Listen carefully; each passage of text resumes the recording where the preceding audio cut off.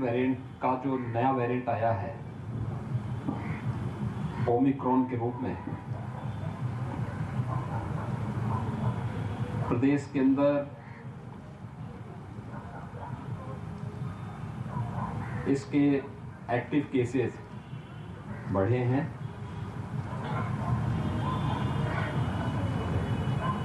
पिछले लगभग पौने 2 वर्षों से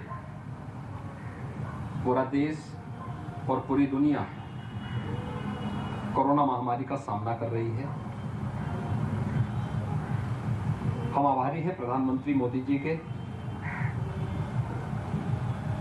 जिनके मार्गदर्शन में और जिनके नेतृत्व में पूरे देश ने इस सदी की सबसे बड़ी महामारी से बचाव और उसकी रोकथाम का एक जो प्रबंधन का अनुपम उदाहरण दुनिया के सामने प्रस्तुत किया है। दुनिया ने, WHO ने और दुनिया की तमाम अन्य अंतर्राष्ट्रीय संस्थाओं ने उसकी सराहना की है।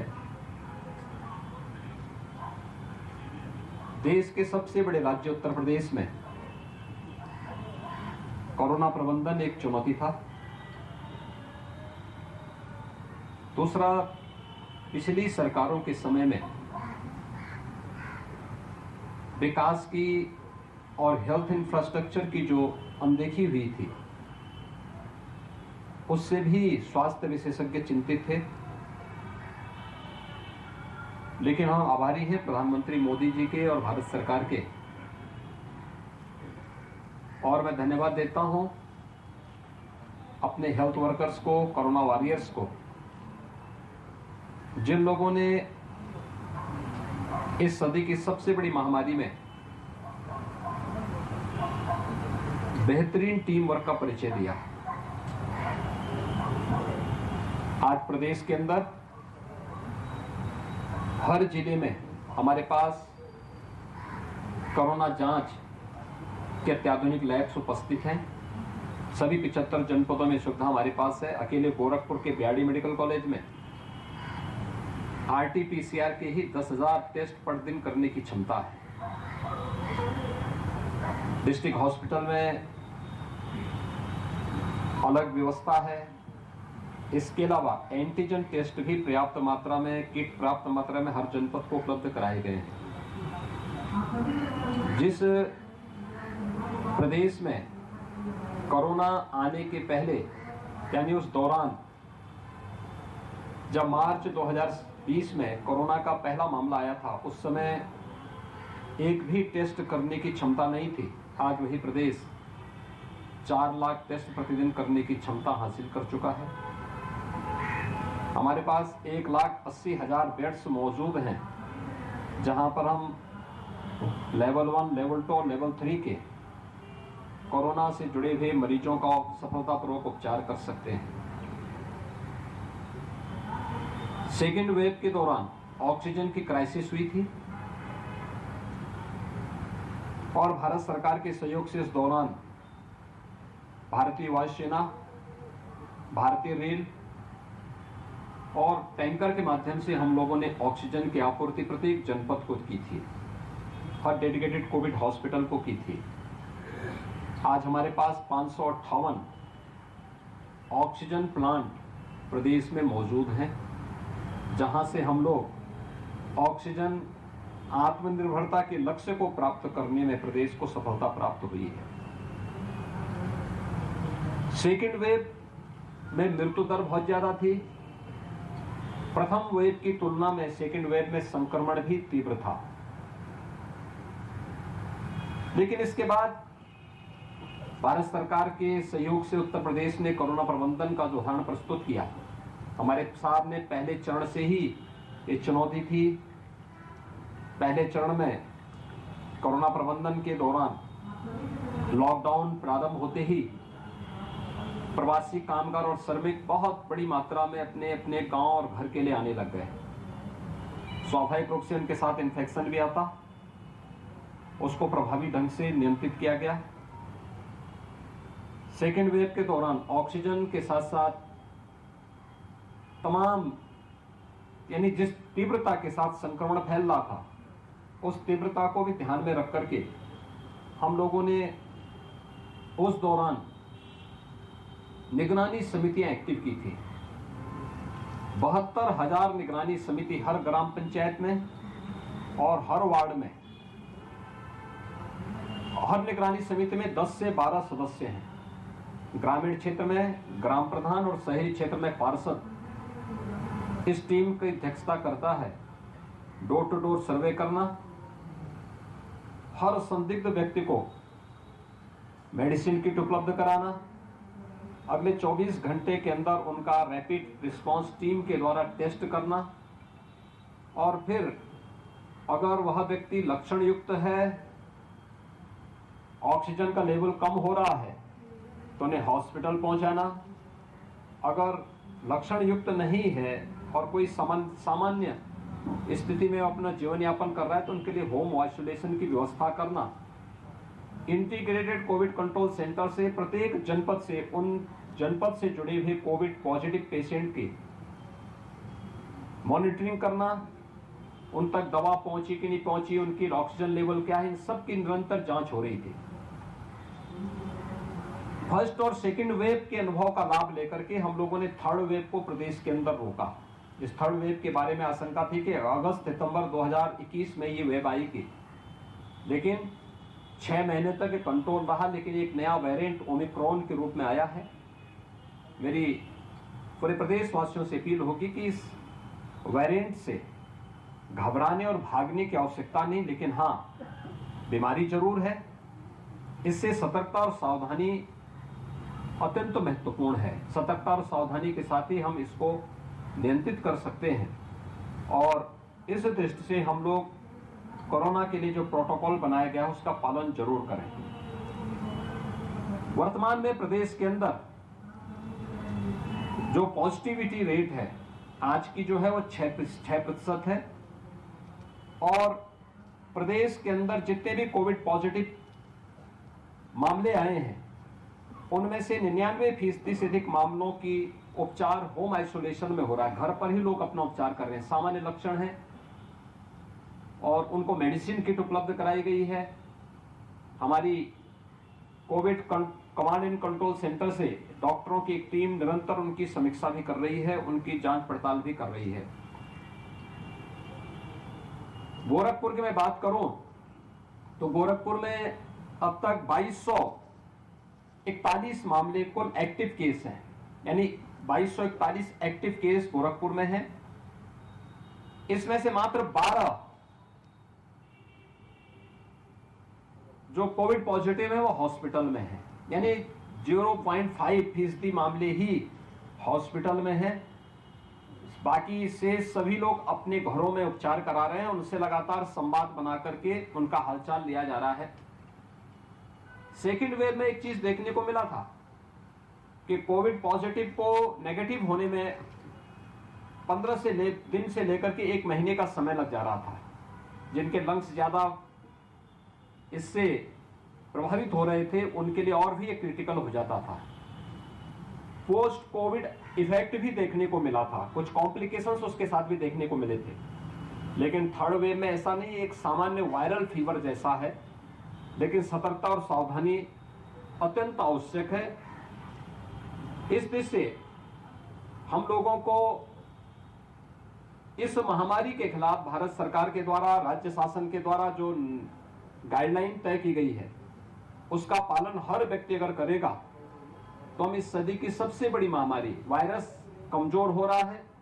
अब ये ट्रेंड देखने को मिला है। आज इसीलिए मैंने बीआरडी मेडिकल कॉलेज का निरीक्षण भी किया है। हर एक जनपद में जाकर के हम लोग थर्ड वेव से भी सफलतापूर्वक सामना करके जन जीवन और जीविका दोनों को बचाने की कार्रवाई को सफलतापूर्वक कर सकें। आज इसीलिए मैंने बीआरडी मेडिकल कॉलेज में इन सभी चीजों का निरीक्षण किया है। यहाँ पर कुल 20 पेशेंट यहाँ पर हैं, जिनमें से 12 गोरखपुर के हैं, शेष अन्य जनपदों के हैं और या बिहार और नेपाल से जुड़े हुए हैं। उनका उपचार यहाँ पर चल रहा है।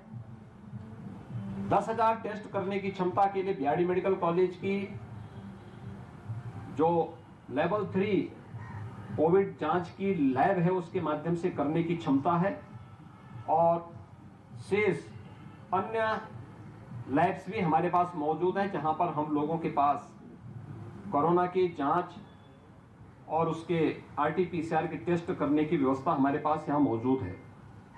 मुझे ये बताना है कि प्रदेश के अंदर या जो अब तक स्वास्थ्य विशेषज्ञों ने तय माना है कि कोरोना महामारी से बचाव के लिए वैक्सीन सर्वोत्तम उपाय है।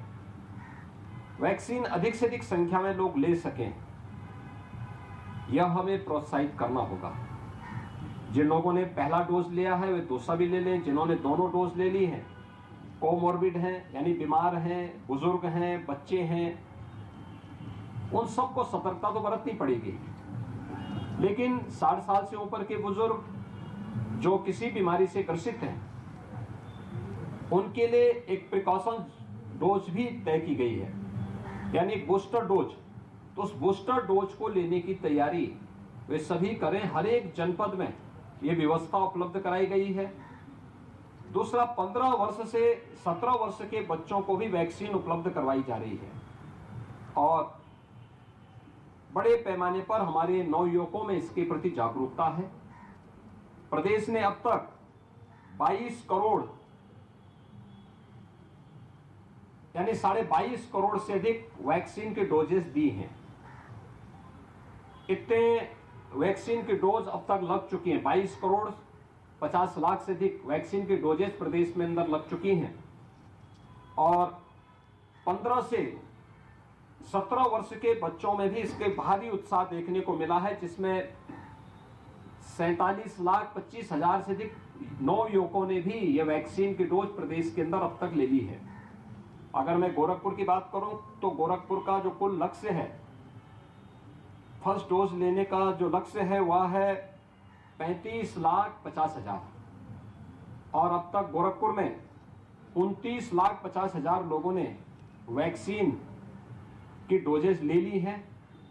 हम लोगों ने यहां पर स्वास्थ्य विभाग के सामने एक लक्ष्य रखा है और मैंने स्वयं चीफ सेक्रेटरी से इस बारे में कहा कि प्रत्येक जनपद की प्रतिदिन समीक्षा करें, क्योंकि हम सतर्कता और सावधानी से ही इस महामारी से जूझ सकते हैं, इसका सामना कर सकते हैं। इसलिए कोई लापरवाही न हो, इस दृष्टि से अब तक हम लोगों ने उनको कहा है कि इसकी निरंतर समीक्षा होनी चाहिए और हमारा प्रयास हो कि फर्स्ट डोज लेने वाले सभी लोग हर हाल में 25 जनवरी तक फर्स्ट डोज ले सके। मेरी अपील होगी गोरखपुर वासियों से भी, प्रदेश वासियों से भी, जिन लोगों ने वैक्सीन अभी तक नहीं ली है वे वैक्सीन का डोज जरूर ले लें।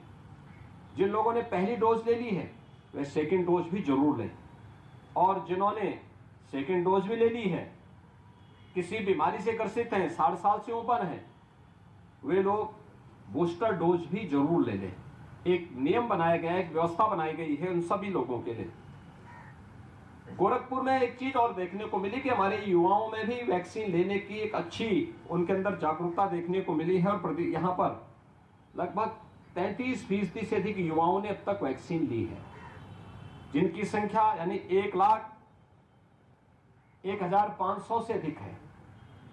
मैं विश्वास करूंगा कि हमारे सभी युवा जो 15 वर्ष से ऊपर के हैं वे अपनी वैक्सीन की डोज जरूर ले लें।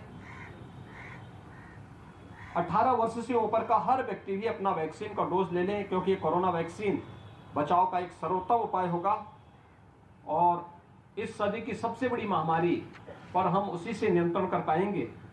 आज मुझे यहाँ पर मेडिकल कॉलेज में कोविड प्रबंधन को देखने का, यहाँ पर हम लोगों ने 500 बेडेड हॉस्पिटल कोविड के लिए डेडिकेटेड बनाया है,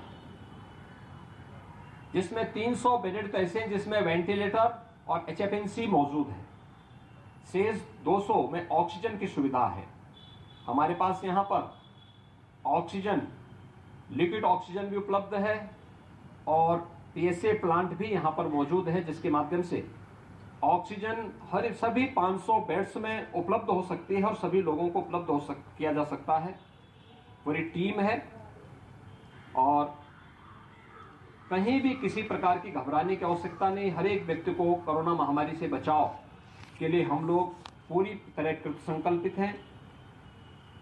चाहे वह उन्हें वैक्सीन फ्री में देने का हो, फ्री में टेस्ट, फ्री में उपचार, फ्री में अन्य योजना का लाभ देने, ये सभी उसी योजना का हिस्सा है जिससे कोई भी व्यक्ति निश्चिंत होकर के अपना उपचार करा सके और उसके सामने जीवन और जीविका दोनों का कोई संकट न आने पाए। आज मैं इसी बात को ध्यान में रख करके मैंने यहाँ पर वार्ड का निरीक्षण किया। कोविड वार्ड के निरीक्षण के बाद मैंने एलएमओ प्लांट भी देखा है जिसको हम लोगों ने सेकेंड वेव के दौरान यहाँ पर स्थापित किया था। और अभी मैंने यहाँ पर जो है RT-PCR की लैब्स को भी निरीक्षण किया है जहाँ पे 10,000 टेस्ट प्रतिदिन करने की क्षमता है। मुझे विश्वास है कि हम प्रदेशवासियों के सहयोग से, अपने हेल्थ वर्कर्स और कोरोना वॉरियर्स के सहयोग से, भारत सरकार के मार्गदर्शन में, आदरणीय प्रधानमंत्री जी के मार्गदर्शन में थर्ड वेव को भी पूरी तरह नियंत्रित करने में हमें सफलता प्राप्त होगी और प्रदेश के अंदर जीवन और जीविका को बचाने का जो एक अद्भुत संगम देखने को मिला है उसमें हमें सफलता प्राप्त होगी। धन्यवाद जी। महाराज जी, आज आपको पार्टी ने गोरखपुर सदर से प्रत्याशी बनाया है, पहली प्रतिक्रिया क्या है? देखिए, मैं आभारी हूं आदरणीय प्रधानमंत्री जी का, आदरणीय राष्ट्रीय अध्यक्ष जी का और संसदीय बोर्ड का, जिन्होंने मुझे गोरखपुर से भारतीय जनता पार्टी का प्रत्याशी बनाया है। गोरखपुर की जनता जनार्दन और कार्यकर्ताओं के सहयोग से, अपने सभी वर्तमान और पूर्व जनप्रतिनिधि और पदाधिकारियों के सहयोग से भारतीय जनता पार्टी न केवल गोरखपुर में बल्कि पूरे प्रदेश के अंदर आज पहली सूची भारतीय जनता पार्टी की फर्स्ट और सेकंड फेज के चुनाव की जारी हुई है। प्रचंड बहुमत की सरकार भारतीय जनता पार्टी बनाएगी, यह आप सबको देखने को प्राप्त होगा और आप सब देखेंगे कि भारतीय जनता पार्टी ने राष्ट्रवाद, विकास और सुशासन के मुद्दे पर जिस प्रभावी ढंग से काम किया है वह सबके सामने है। सबका साथ, सबका विकास के भाव के साथ भारतीय जनता पार्टी प्रचंड बहुमत की सरकार 10 मार्च को परिणाम आने पर बनाएगी। जिन विधायकों के टिकट काट दिए गए, तो योगी आदित्यनाथ को आपने सुना, जो कि बीआरडी अस्पताल पहुंचे कुछ देर पहले, वहां पर तमाम तैयारियों का जायजा लेते हुए नजर आए और सख्त निर्देश भी दिए कि किसी तरह की अगर कोई कमी है तो उसे जल्द से जल्द पूरा कर लिया जाएगा। साथ ही उन्होंने कहा कि 2 साल से कोरोना के खिलाफ हमारी जंग जारी है, पीएम मोदी के मार्गदर्शन में कोरोना से ये जंग जारी है। यूपी में कोरोना प्रबंधन चुनौती रहा है और रोजाना 4 लाख टेस्ट इस वक्त हो रहे हैं। आज हमारे पास 558 ऑक्सीजन प्लांट है। यूपी में कोरोना प्रबंधन हमेशा से एक चुनौती रही है, लेकिन उस चुनौती को पार पाते हुए हम हर एक सुविधा लोगों तक पहुंचा रहे हैं। योगी आदित्यनाथ, जो कि कोरोना के मद्देनजर क्या कुछ तैयारियां इस वक्त सरकारी अस्पतालों में, प्राइवेट अस्पतालों में चल रही हैं, उसकी समीक्षा आज लेते हुए नजर आए।